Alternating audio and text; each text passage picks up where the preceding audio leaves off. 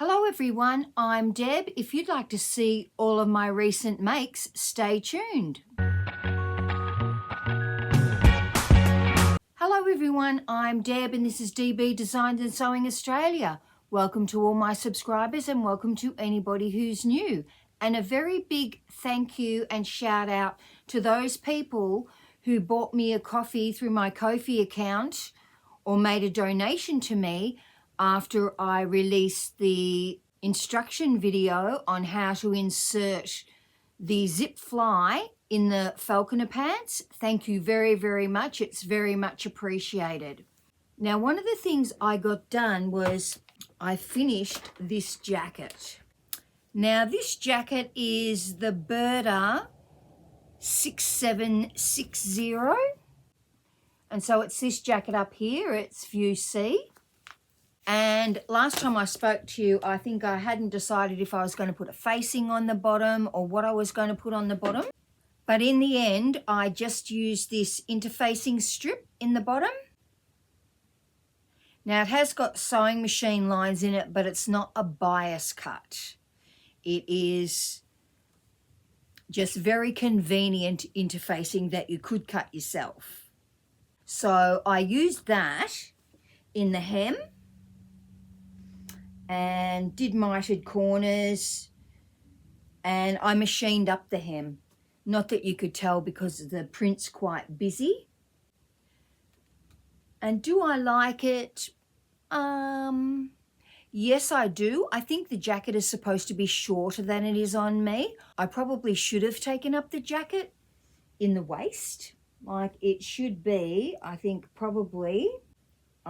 this jacket should be 4 centimeters or 1.5 inches shorter than what it is, according to the look on the pattern. Because that is basically, when we're looking at this jacket here, and I know it's white, so it's harder to see, but it's at her waist. Would I wear it buttoned up? Probably not. I did use 3 buttons that I bought in Vietnam. Nice buttons. I will wear the jacket, but I'll probably wear it over a black dress. Now, this is not navy, it's actually black. You can see, well, this mannequin's got a lycra covering. One, because it's much easier to get your stuff on and off if they've got a covering over them that's lycra. And sometimes you have bits that you can't pin into, so I like to have a fabric covering as well. And it's junior navy. Because when I hold it up against anything that's black, it is certainly not navy. It's just a dustier looking black without being charcoal. So I didn't do the buttonhole at the top. You can do, a button at the neck, but decided against that. So I probably wear it open most of the time. Pretty happy with it. I'm happy with how the hem turned out with the interfacing. I call it interfacing tape, but basically it's interfacing strips. It's not on the bias. That is a different roll that I have no idea where I got from. Somewhere cheap by the feel of the interfacing. But I just ironed up where I wanted the hem to be, and then I opened it back up and lay the interfacing in it so that the interfacing was lying on the turn up section. So don't interface this bottom section here, interface the inside section. So your interfacing is usually on your facing. But quite happy with this. I've got plenty of fabric left. In fact, I could make a dress and wear the jacket over the dress. That's also another thought. If I was going to make a dress to wear a jacket over it, I'd make a sleeveless shift dress type of thing. But really happy with it and glad I'm finished it. Now, the next thing I made was a tracksuit for Mia, and I cannot remember if I told you about it. I think I did. I will insert a photo of a tracksuit that I made for Mia, which is purple with pink wrist cuffs and neckband and a pink stripe down the pants that's just in ribbon, like grosgrain ribbon. And I asked Hannah to try it on her and tell me what she thinks. She wanted the pants even wider. So I have made her another one. And I made her another one, making the pants considerably wider. So she wants them wider at the bottom. So she wanted the pants wider at the bottom. So I did do that, and I put, this is also ribbon, and I just got this ribbon from Spotlight. I really would prefer some striped knit trim, but I haven't been able to find any thus far. So went for the ribbon, made the pants wider. There's no side seams on these pants, and I'll show you how. So the pants pattern I have been using is the Tiana's Closet Kids Jogger Pants in a size 3. And I wanted to put that quite wide ribbon stripe down it. And so I don't do a pocket on it. I don't do pockets on kids' tracksuit pants, not little tiny kids that are only 2. It just means you get tissues in your wash, if you ask me. And so I just placed the pattern pieces together like this. And what that did was,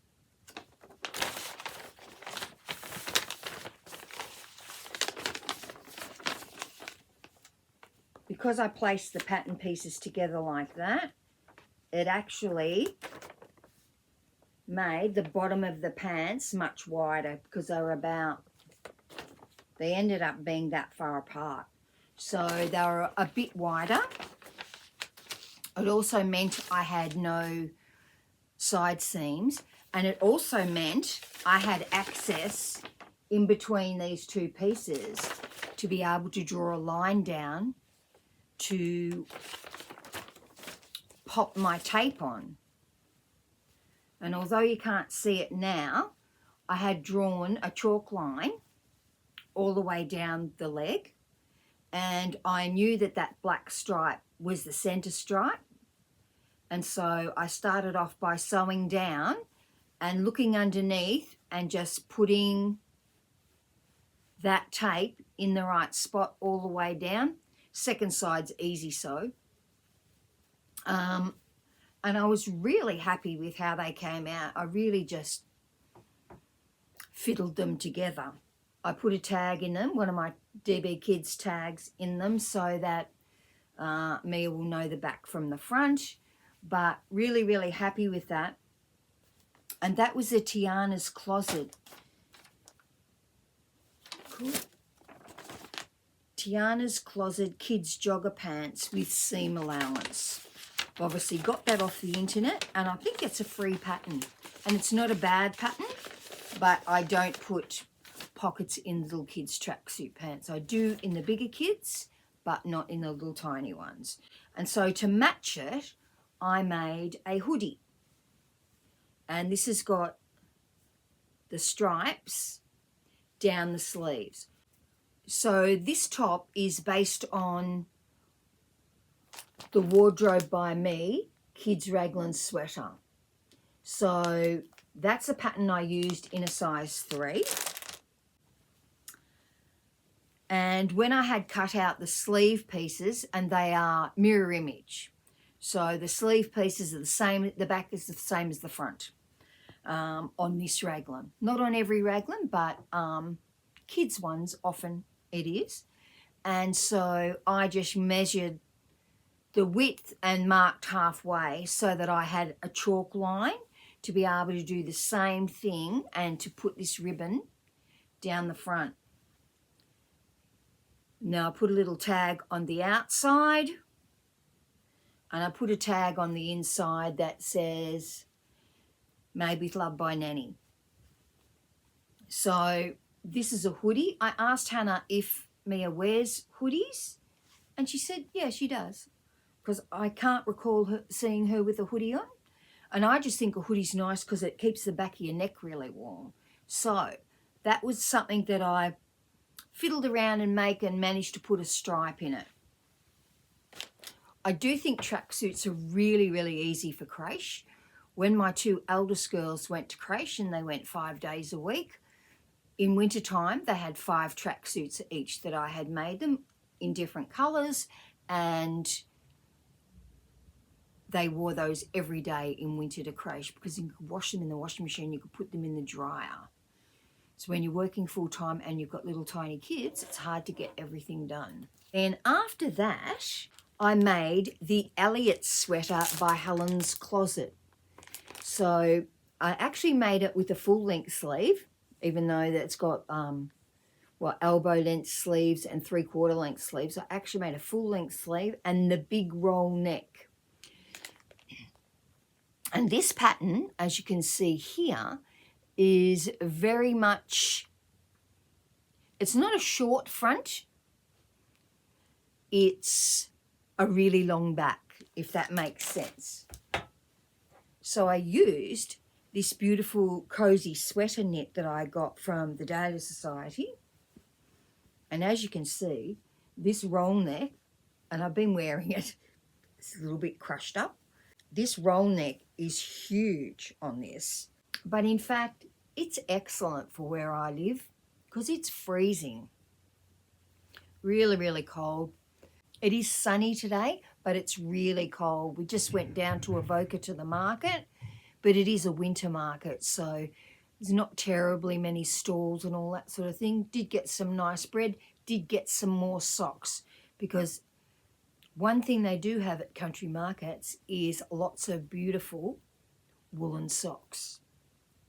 So got a few more pairs of those and a pair of gloves. I do have gloves, I just don't know where they are. Somewhere in this house. So, well, it's a bit creased up, I can see that. But it's really, really nice. I'll pop in some photos. So this fabric is 90% cotton, 5% poly and 5% elastane. It's got really good recovery on it, really good. It's a nice fabric. And it's fleecy on the inside. So I made a longer sleeve and I actually put like a little tiny cuff on it. And I used rainbow coloured overlocking thread. But a very nice little fleecy inside, really, really nice. And I top stitched with Mariflex thread. And I top stitched the neckline too. The only thing I could say about this jumper is the neck's quite wide. Now I'm probably used to wearing the Trudy turtleneck, and this is not technically a turtleneck. Doesn't really say what the neck's called, but it's, I guess it's more of a funnel neck, but it's a very high funnel neck. But really happy with this. Now the next thing I made was, I was listening to YouTube and I heard them talking about So Fruity. And so I thought I'm going to make, I knew I had this fabric with the lemons in it. So it's got pieces of lemon and it's got like little lemons off the lemon tree. Yeah, so I thought, oh, I'm going to make an apron for that and put it in So Fruity.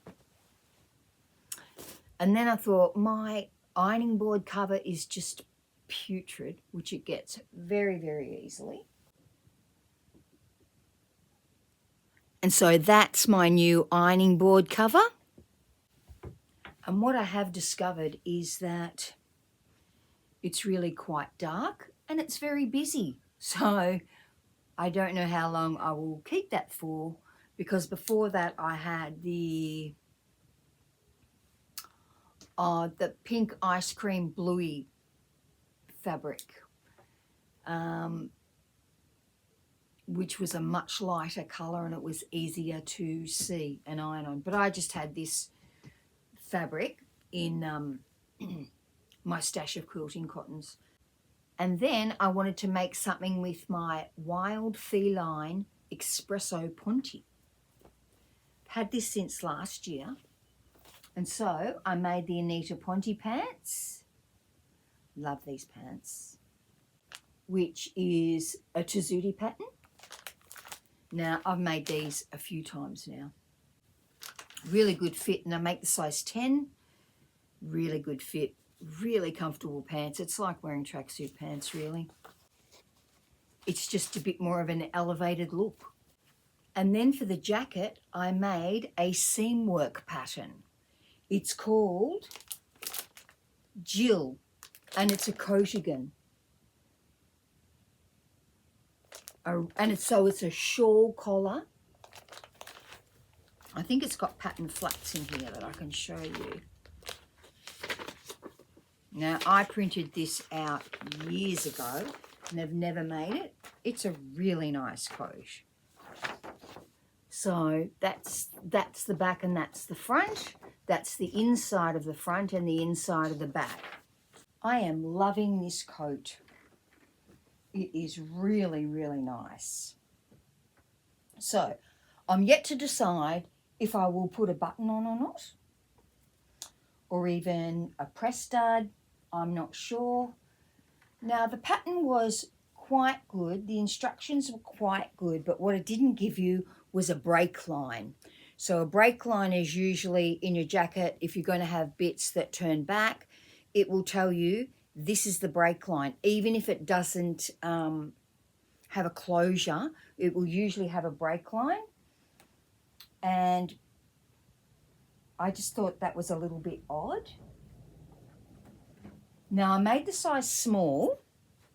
I actually measured to the size medium, but I made the small because when I looked at the finished sizes, they were really, really big. So I made the small.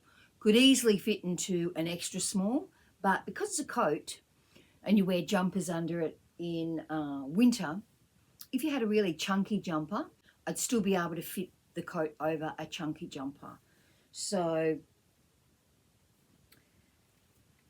nice pockets, and I top stitched everything. You can see pins on the floor. So when I say I top stitched everything, I top stitched the whole coat. On the sleeves, I used the cover stitch machine, and on the hem of the coat, I used the cover stitch machine also. So see that there, and the rest of it I top stitched, and I top stitched the shoulders, and I also top stitched the back neck. Now, if you've ever sewn a traditionally sewn shawl collar, you will know that this is the one where it comes out to points there. So not for an absolute beginner. So when it comes to sewing these corners, it can be a little bit daunting. It shows you what to do. They're quite good instructions. You have stay stitched that corner. So we're calling that an inner corner. And this one is the outer corner. So it's up here on the shoulder. And it's what creates the neckline. So when I sew it, I sew from here, and there will be a dot there on your pattern. I stop, do a back stitch, and then I start again and sew with the back, starting with the back stitch, so that my stitches never overlap each other, but it's a very strong stitch, because as you can see, it all gets clipped. And then you clip into it to overlock it. So there's my overlocked corners, and I decided that I would prefer to top stitch that down. So there are YouTube videos showing people how to do a shawl collar.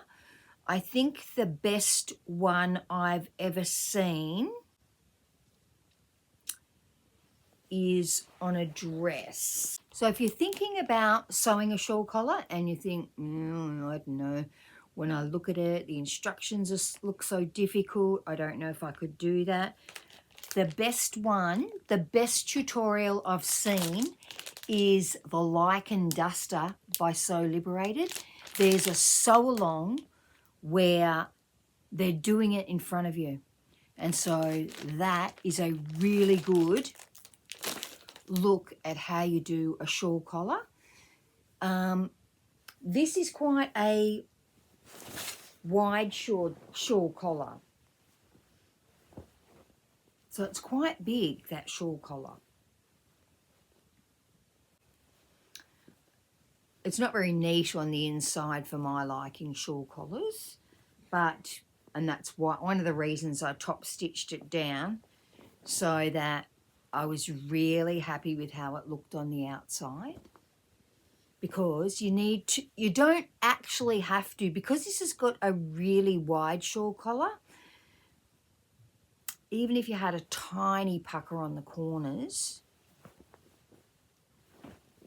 one side usually works out better than the other side. It's always the way. But if you can't get them to sit exactly flat, but with the stitching, but you can press them flat with the iron, I wouldn't worry too much about pulling it out too many times. Depending on what type of fabric you've got, you may not want to be pulling it in and pulling it out, stitching it and pulling it out again. It can ruin your fabric. So, pretty happy with this pattern. I had that jewel pattern for ages and have never sewn it. But now having sewn it, I really like the coat. And I think you could easily put a lining into that coat. And of course, so if you did it in wool, because it says, I think it says for every type of fabric. It's a seam work pattern, if anybody's a member of seam work.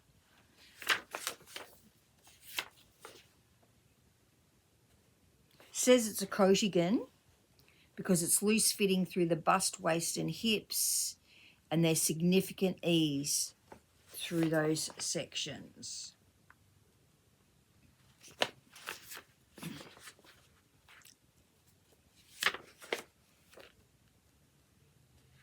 Medium to heavyweight woven coating fabrics such as boiled wool, tweed, mohair, gabardine and heavy sweater knits, which is what a ponte is.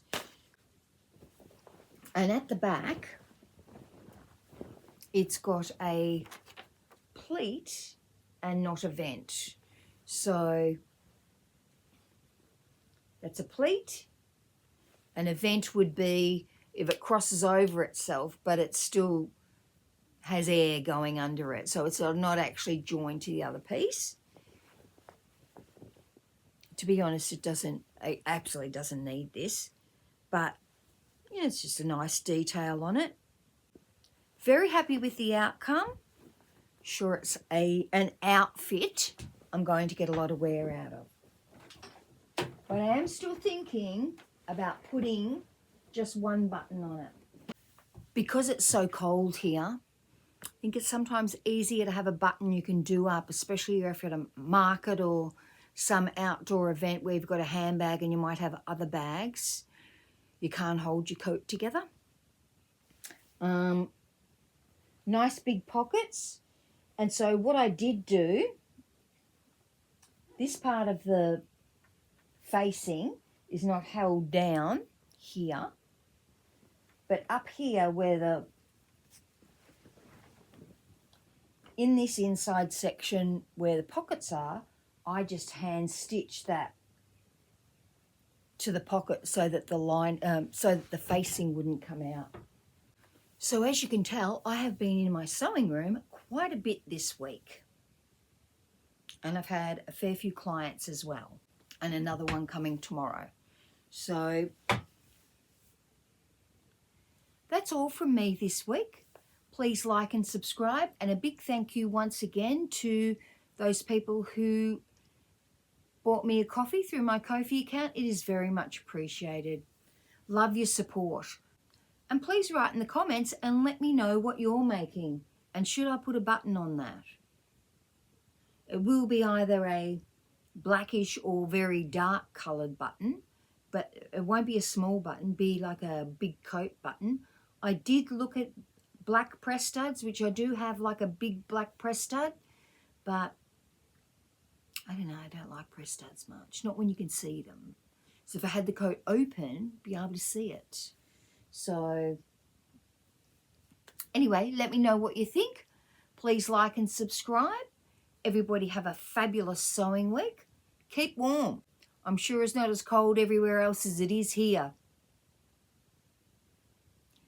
Although it is nice and sunny today, but it was nice in the car with a 40-minute drive to Avoca, but so many dead kangaroos everywhere. Got to be so careful. And some of them were really fresh, because there haven't been as many kangaroos around as since we got the rain, so they've been coming down to the side of the road to eat the grass.